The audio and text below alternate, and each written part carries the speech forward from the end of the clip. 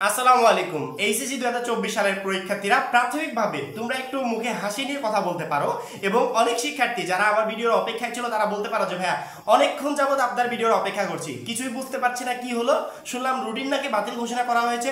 শুধুমাত্র আপনার ভিডিওর অপেক্ষা করেছিলাম যে আসলে নিউজটা কত বড় সত্যি এবং সেই সাথে আমাদের অটোপাস এবং সাবজেক্ট ম্যাপিং এর যে আন্দোলনটা আমরা করছিলাম সেটার কি আপডেট।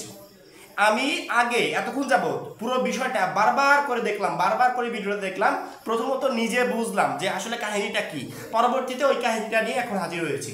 এখন তোমাদেরকে বোঝাতে পারবো আসলে কাহিনীটা কি। কাহিনীটা হচ্ছে প্রথমত শিক্ষার্থীরা আন্দোলন করছে, রাতব্যাপী আন্দোলন হয়েছে। আন্দোলন হওয়ার পর আমি সন্ধ্যার দিকে বা সন্ধ্যার পরে পরে একটা বিষয় দেখলাম ওইখানে যে লাইটিং করা হচ্ছে অন্ধকার মতো, ওইখানে সেনাবাহিনী আসছে, শিক্ষা বোর্ডের একজন কর্মকর্তা আসছে, আসার পর আই থিঙ্ক উনি পরীক্ষা নিয়ন্ত্রক যে কমিটির একজন সদস্য হবে, এরকম কিছু একটা হবে হয়তো, আমি ক্লিয়ারলি জানি না, এরকম কিছু একটা হবে। উনি আসছে, শিক্ষার্থীরা উপস্থিত আছে, প্রচুর পরিমাণে সেনাবাহিনী উপস্থিত আছে। পরবর্তীতে শিক্ষার্থীরা যখন বিশাল পরিমাণে হট্টগোল করছে, উনি বলছে যে আমাকে নিয়ে মেরে ফেলো, আমাকে নিয়ে মেরে ফেলো। শিক্ষার্থীরা বলছে ঠিক আছে স্যার, আপনি আপনার মতো কথা বলেন। পরবর্তীতে যখন কথাটা তিনি স্টার্ট করলেন, প্রথমে বললেন তোমাদের যে নতুন রুটিনটা প্রকাশ করা হয়েছিল সেই রুটিনটা বাতিল ঘোষণা করা হয়েছে। শিক্ষার্থীরা প্রচুর পরিমাণে খুশি এবং আগেই বলে রাখি এটা একটা আনঅফিশিয়াল অ্যানাউন্সমেন্ট, অফিসিয়ালি কোনো অ্যানাউন্সমেন্ট হয় নাই, কোনো পত্রিকায় এখনো প্রকাশ পায় নাই, কোনো নিউজ মাধ্যমে এখনো প্রকাশ পায় নাই, কোনো টিভি চ্যানেলে এখন পর্যন্ত প্রকাশ পায় নাই। এটা একটা আনঅফিশিয়াল অ্যানাউন্সমেন্ট। তার মানে এই নয় যে পুরোপুরি মিথ্যা অ্যানাউন্সমেন্ট। রুটিন বাতিল হতেই পারে, রুটিন বাতিল করে 1 মাস পর পুনরায় আবার পরীক্ষা নিল, রুটিন বাতিল করে 15 দিন পর পরীক্ষা নিল, রুটিন বাতিল করে সংক্ষিপ্ত পরিসরে পরীক্ষা নিল, যে কোনো কিছু হতে পারে। প্রথমতই বলছি এত খুশি হওয়ার দরকার নাই, রুটিন বাতিল হয়েছে।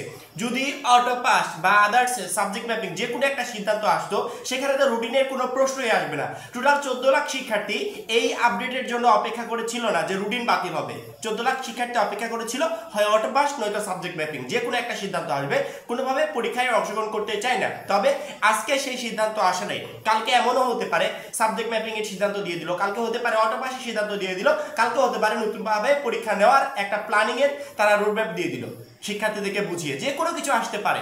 প্রথমত আনঅফিশিয়াল অ্যানাউন্সমেন্ট, রুটিন বাতিল করা হয়েছে, পরবর্তী আর কোনো আপডেট নাই। তবে গুরুত্বপূর্ণ ইনফরমেশন তিনি দিয়েছেন, সেটা হচ্ছে কালকে শিক্ষা মন্ত্রণালয়ের যিনি উপদেষ্টা, প্রধান উপদেষ্টা, শিক্ষা মন্ত্রণালয়ের যিনি সচিব, সবাই মিলে একটা সিদ্ধান্ত আজকেই সিদ্ধান্ত নিয়েছে। তবে এর অ্যানাউন্সমেন্টটা তারা কালকে নিজের মুখে দিতে চায়। আজকে যিনি বললেন যে রুটিন বাতিল ঘোষণা করা হয়েছে, তিনি নিজে বলেছে যে আমি নিজে এই আপডেটটা দিতে পারছি না, শিক্ষা উপদেষ্টা স্বয়ং নিজে থাকবেন এবং নিজে তিনি এই আপডেটটা শিক্ষার্থীদের উদ্দেশ্যে দিতে চায়। আমরা জানি যে কালকে কোন আপডেট আসতে চলেছে, অটো পাস আসবে, পরীক্ষা বাতিল হবে, নাকি সাবজেক্ট ম্যাপিং হবে, নাকি পরীক্ষা দিতে হবে, যে কোনো আপডেট আসতে পারে।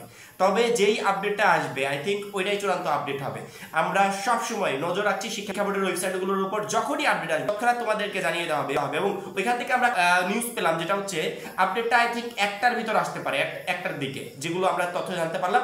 অবশ্যই আমাদের কালকে সকালবেলা থেকে 1টা পর্যন্ত অপেক্ষা থাকবে। সবসময় অলওয়েজ আপডেট চ্যানেলের পর নজর রাখবে, অলওয়েজ আপডেট পুরো বিষয়টা, যেগুলো তোমাদের কনফিউশন থাকে, যেগুলো তোমরা বুঝতে পারো না, বা যে নিউজটা আসে আমরা পুরো বিশ্লেষণ করে তোমাদেরকে বুঝিয়ে দেওয়ার চেষ্টা করব।